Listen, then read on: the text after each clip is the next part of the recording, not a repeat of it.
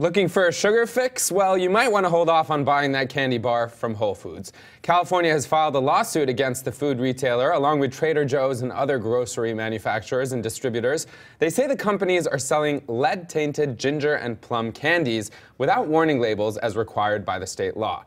Now, joining us to discuss this is Joe Satran, HuffPost food reporter, and Kim Basine, HuffPost senior business reporter. All right, Joe, what kind of damage can these actually do, and how big a story is this? Sure thing. So I guess one thing to understand first is that California has a really aggressive law about sort of any contaminant that can potentially cause health problems. So in this case, we're looking at lead.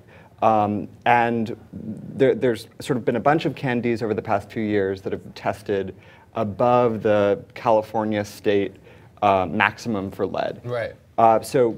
And when you hear lead, I just want to preface this. When you hear lead, however much the amount of lead is, it does kind of set off the alarm bells. At least, you know, online we hear these stories about lead and how much lead is in this and that mercury. So these like are when you sign a lease in an apartment, even you have a whole like sheet in your docket that says how much lead is there. So it's something that people are aware of, and it's pretty scary. Right.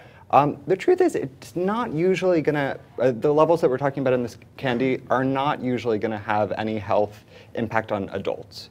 The concern is more that if children, infants, toddlers eat these candies, that they could have, you know, a whole host of health problems. Right, because even if the concentration's less, given their body size, so on and so forth. Exactly, and it builds up over time because it's a heavy metal. So, you know, you'd be looking at sort of developmental delays. If there was an infant who had lead poisoning, you might see them being more irritable, less responsive, that type of thing.